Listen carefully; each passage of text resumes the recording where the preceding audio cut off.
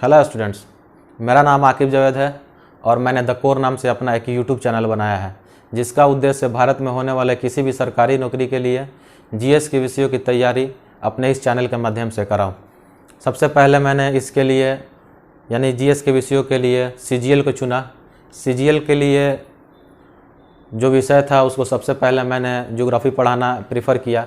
Geography के अंतर्गत अभी तक हमने जो भी चीज़ पढ़ा है उसमें नेचुरल ज्योग्राफी से रिलेटेड इंट्रोडक्शन क्लास हुआ था, लैटिट्यूड और लॉन्गिट्यूड से संबंधित यानी कि अक्षांश और देशांतर रेखाएं पढ़े हैं। उसके बाद इंटरनल स्ट्रक्चर के संबंध में कल हमने पढ़ा जिसमें हमने घनत्व पर आधारित, तापमान और दाब पर आधारित अध्ययन किया कि कैसे पृथ्वी की आंतरिक संरचना है या उनकी बनावट क्या है।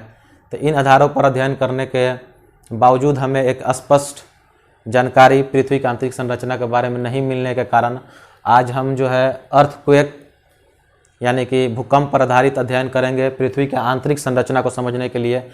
क्योंकि भूकंप जो है या भूकंप पर आधारित अध्ययन जो है उसके तरंग से रिलेटेड जो भी अध्ययन है वह पृथ्वी की आंतरिक संरचना के बारे में एक सटीक और प्रमाणिक तथ्य हमें प्रस्तुत करते हैं, जो कि भूगोल के अध्ययन के लिए या पृथ्वी की आंतरिक संरचना को समझने के लिए सर्वाधिक महत्वपूर्ण है।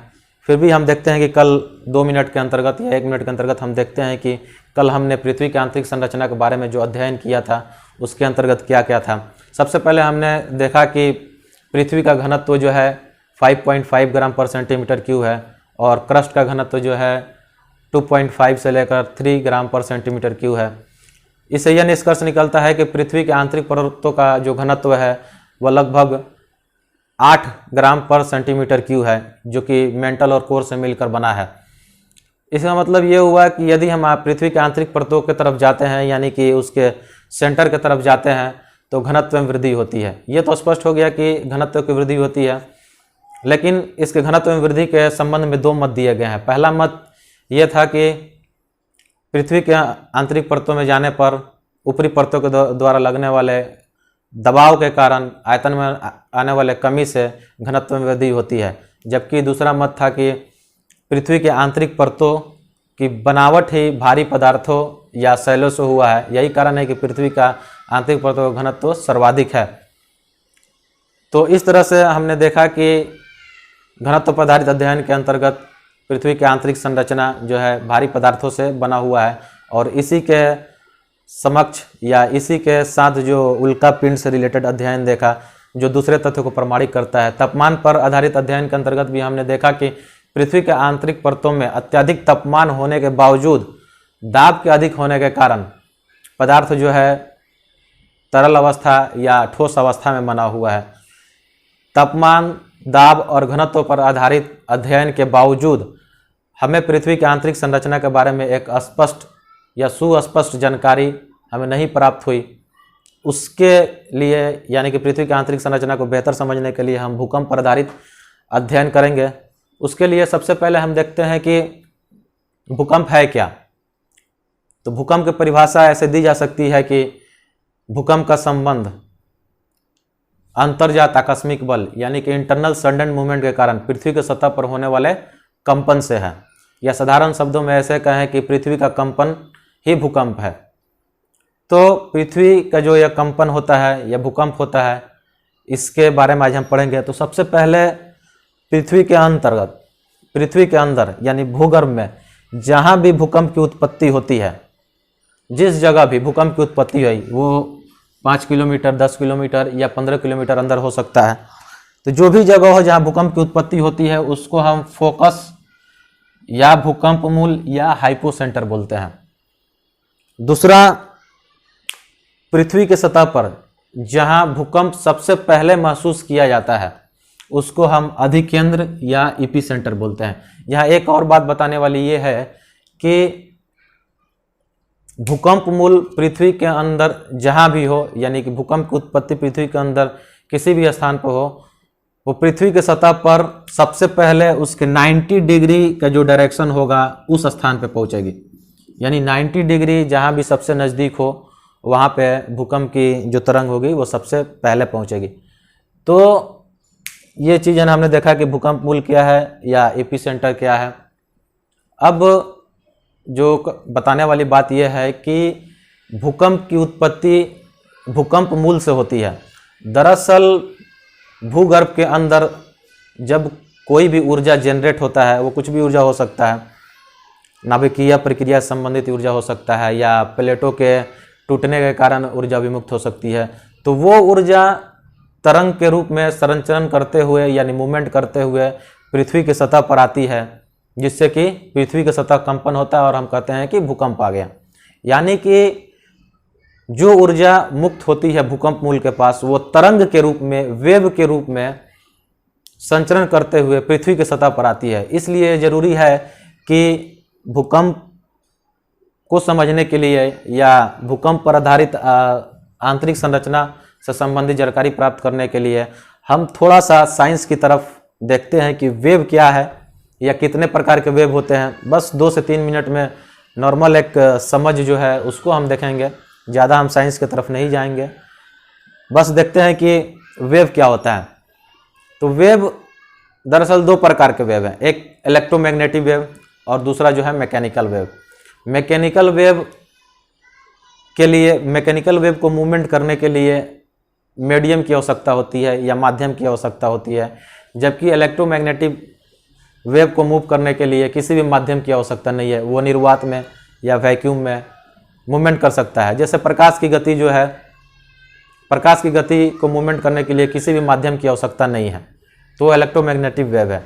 जबकि मैकेनिकल वेव यानी कि भूकंपीय तरंग जो भी है वो मैकेनिकल वेव है, उनको मूवमेंट करने के लिए या संचरण करने के लिए माध्यम की आवश्यकता होती है या मीडियम की आवश्यकता होती है।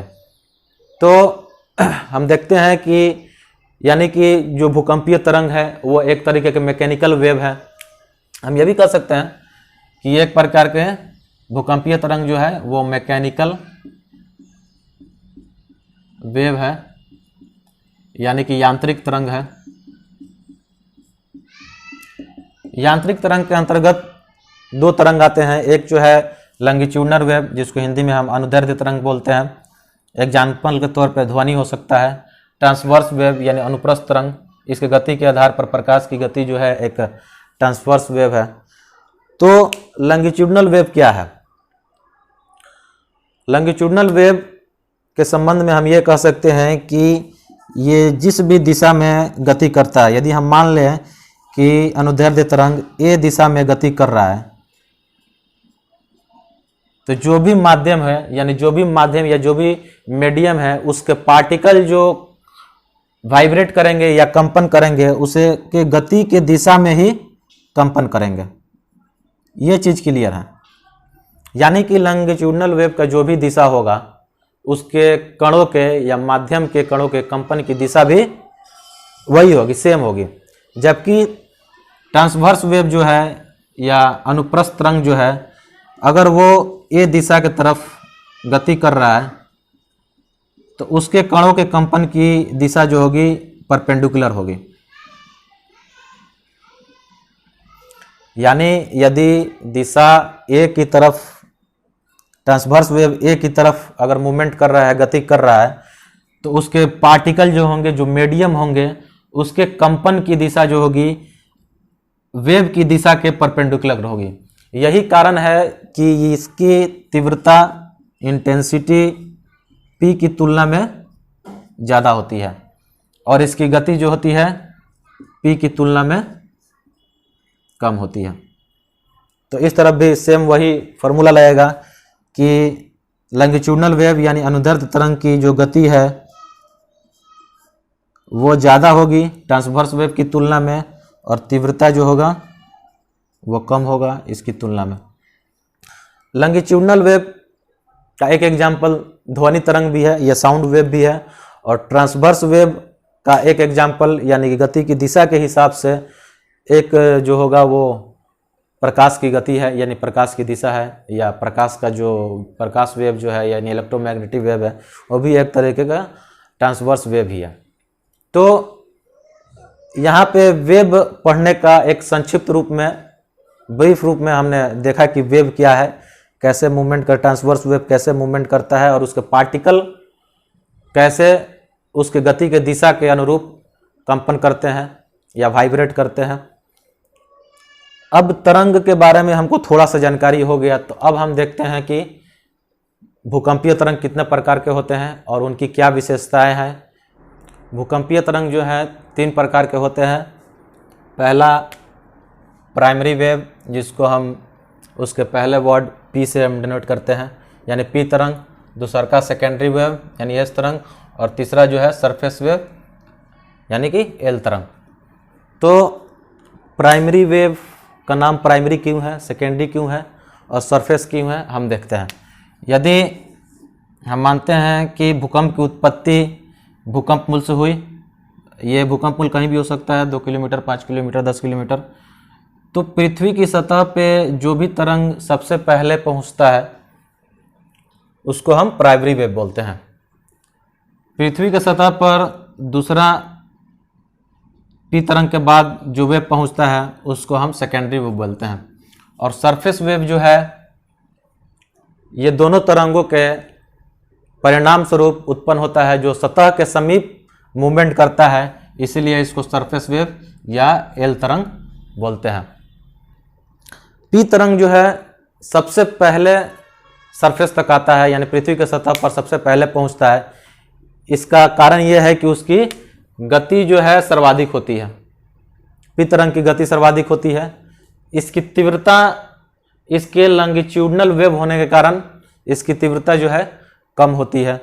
हमने पहले ही पढ़ा था वेव में कि ये लॉन्गिट्यूडनल वेव यानी अनुदैर्ध्य तरंग है, यानी कि पी तरंग जो है जिस भी दिशा में मूवमेंट करती है उस दिशा यानी कि जिस माध्यम में वो गमन करती है उस माध्यम के पार्टिकल उस वेव की दिशा के अनुरूप समानांतर दिशा में गति करते हैं।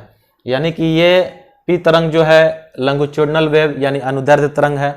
इसकी गति सर्वाधिक होती है क्योंकि यह वेव जो है लॉन्गिट्यूडनल वेव है, और यही कारण है इसकी गति सर्वाधिक होने के कारण कि पृथ्वी के सतह पर सबसे पहले पहुंचती है। तीव्रता जो है इसका सबसे कम होता है। दूसरा जो है सरफेस वेव, दूसरा जो है सेकेंडरी वेव यानी एस तरंग, ये पी तरंग के बाद पृथ्वी के सतह पर पहुंचती है, इसलिए ही इसका नाम द्वितीयक तरंग है यानी सेकेंडरी वेव है। सेकेंडरी वेव यानी ये एक ट्रांसवर्स वेव है। ट्रांसवर्स वेव यानी अनुप्रस्थ तरंग, यानी एस तरंग जो है ये जिस भी दिशा में अपने मीडियम में जिस भी दिशा में कंपन करती है उसके माध्यम के जो कण हैं उसके गति के दिशा के लंबवत यानी परपेंडिकुलर कंपन करते हैं। इसके इसी दिशा, इसी गति के कारण, इसी कंपन के कारण, इसके ट्रांसवर्स वेव होने के कारण इसकी जो तीव्रता है वो पी से ज़्यादा होती है, और गति जो है वो पी से इसके लंबवत मूवमेंट करने के कारण नहीं, यानी कंपन करने के कारण नहीं, इसका जो गति है वो पी से कम होता है। सबसे जो विनाशकारी या डिस्ट्रक्टिव वेव है, भूकंपीय तरंग है, वह सरफेस वेव है या एल तरंग है। ये जो है सतह के समीप मूव करता है, नज़दीक मूव करता है। इसका गति सबसे कम जबकि तीव्रता इसका सबसे ज़्यादा होता है, और ये सबसे ज़्यादा विनाशकारी है यानी डिस्ट्रक्टिव है। अगर डिस्ट्रक्टिव के रेशियो में देखें या कितना नुकसान करता है भूकंप, उसमें पी तरंग जो है सबसे कम, एस तरंग उससे ज़्यादा, और एल तरंग जो है सबसे ज़्यादा विनाश करता है। एक और चार्ट के हिसाब से हम देख लेते हैं, गति के हिसाब से ये समझना आसान हो जाता है। अगर गति के अनुसार देखते हैं तो पी वेव की गति सर्वाधिक है, उससे कम गति एल की है, और सबसे कम, उससे गति कम एस की है, और सबसे कम गति जो है एल की है। लेकिन तीव्रता के अनुसार देखते हैं कि वो कितना नुकसान करती है, उसका डिस्ट्रक्टिव रेंज क्या है। तो एल तरंग जो है सबसे ज़्यादा विनाशकारी है, इसकी तीव्रता तो सबसे ज़्यादा होती है। एस तरंग जो है इसकी तीव्रता एल से कम लेकिन पी से ज़्यादा होती है। अब पी तरंग जो है इसकी तीव्रता सबसे कम होती है, यह सबसे कम विनाशकारी है, यह कम से कम नुकसान करता है। तो भूकंपीय तरंग के बारे में जो हमने अभी देखा, ये चैप्टर जो है कंपटीशन के व्यू से, किसी भी कंपटीशन के व्यू से सरकारी नौकरी के लिए जीएस के अंतर्गत काफ़ी महत्वपूर्ण पहल है या पहलू है या कि कंपटीशन की सब यहाँ से सर्वाधिक क्वेश्चन पूछे जाते रहे, चाहे रेलवे से लेकर यूपीएससी हो या एसएससी के अंतर्गत एमटीएस से लेकर सीजीएल हो, इससे सवाल पूछे जाते हैं और पूछे जाते रहेंगे, क्योंकि ये भूकंपीय तरंग यानी सिस्मिक वेव जो है ये पृथ्वी के इंटरनल सरफेस के बारे में सबसे प्रामाणिक और सत्यापित तथ्य हमें प्रस्तुत करता है। यही कारण है कि ये एग्जाम के व्यू से काफ़ी महत्वपूर्ण है। तो हमने देख लिया, इस तरह से क्वेश्चन पूछे जा सकते हैं कि भूकंपीय तरंगों में सर्वाधिक तीव्रता किस तरंग की है, तो एल तरंग की है। सर्वाधिक गति किसकी है, तो पी की है। या इस तरह से चार्ट देकर भी क्वेश्चन पूछ सकता है। तो क्वेश्चन पूछने का कोई भी तरीका हो, कंसेप्ट अगर आपको एक बार समझ में आ गई तो फिर सवाल सॉल्व करना या हल करना आसान हो जाता है। तो एक बात और कहनी थी कि मेरा जो पढ़ाने का तरीका है वह मैं बोलने से पहले बोर्ड पे कुछ भी लिख देता हूँ। उसके लिखने का एक मतलब तो ये है, सबसे पहला कि टाइम की बचत होती है, टाइम किल होता है। और दूसरा जो है सबसे महत्वपूर्ण पहलू जो है कि स्टूडेंट्स और टीचर के बीच में इंटरेक्ट ज़्यादा से ज़्यादा हो पाता है, जिसके कारण स्टूडेंट को ज़्यादा बेनिफिट होता है। और मेरा अपना एक मानना भी है कि पढ़ाने के टाइम में लिखने से ज़्यादा बेहतर है, लिखने में जो हम टाइम नुकसान करते हैं उसको क्यों ना क्यों मैक्सिमम ऑप्टिमाइज किया जाए और इंटरेक्ट किया जाए स्टूडेंट के साथ, कि वो आपके साथ ज़्यादा से ज़्यादा इंटरेक्ट कर सके और इसका आउटपुट ज़्यादा हो। तो यही इसका खास बात है। मेरे बोर्ड पे लिख देने का एक मतलब यही हुआ कि पहला तो टाइम किल ना हो और दूसरा मैं स्टूडेंट के साथ ज़्यादा से ज़्यादा इंटरेक्ट कर सकूं। भूकंपीय तरंगों के बारे में एक और पहलू है जिसको जानना सर्वाधिक जरूरी है, और यही पहलू जो है भूकंपीय तरंग की जो पृथ्वी के आंतरिक संरचना और बनावट के संबंध में हमको जानकारी उपलब्ध कराता है, वो ये है कि दोनों सेकेंडरी वेव और प्राइमरी वेव, ये दोनों बॉडी वेव है, या इसको हम पिंड तरंग या पिंड वेव भी बोल सकते हैं, क्योंकि ये जो है पृथ्वी के अंदर मूवमेंट करता है। एल वेव जो है पृथ्वी के सतह पर मूवमेंट करता है, यह सतह से संबंधित ही जानकारी उपलब्ध कराएगा। जबकि पी वेव और एस वेव जो है पृथ्वी के आंतरिक परतों के अंतर्गत मूवमेंट करते हैं, और इसी मूवमेंट के कारण, पृथ्वी के आंतरिक परतों के अंतर्गत मूवमेंट करने के कारण ये पृथ्वी की आंतरिक भूगर्भिक जानकारी देने के लिए सर्वाधिक महत्वपूर्ण है। तो हम देखते हैं कि पी वेव, बॉडी वेव क्या होता है, ये कैसे काम करता है। तो आज के क्लास में इतना ही।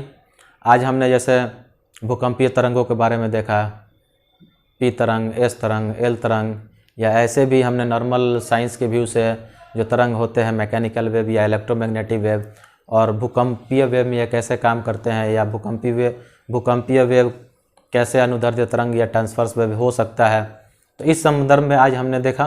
कल जो हम पढ़ेंगे क्लास, कल या नेक्स्ट डे हम जो क्लास करने वाले हैं वो होगा बॉडी वेव। बॉडी वेव के अंतर्गत एस वेव यानी सेकेंडरी वेव और पी वेव, ये दोनों आते हैं। ये काफ़ी महत्वपूर्ण क्लास है, क्योंकि इसी इम्पोर्टेंस के कारण बॉडी वेव यानी वेव के भूकंपीय तरंगों की इसी महत्वपूर्ण पहलू के कारण पृथ्वी की आंतरिक संरचना के बारे में हमें स्पष्ट जानकारी मिलेगी। और इसी के आधार पर हम देखेंगे कि पृथ्वी की परत जो है रासायनिक आधार पर किस तरह से बांटा गया है, या उसके संरचना या संगठन के आधार पर कैसे उसको परतों में बांटा गया है, घनत्व के आधार में कैसे परतों में बांटा गया है। तो कल के क्लास या नेक्स्ट क्लास में हम बॉडी वेव के बारे में पढ़ेंगे। आज के लिए बस इतना ही। Thank you.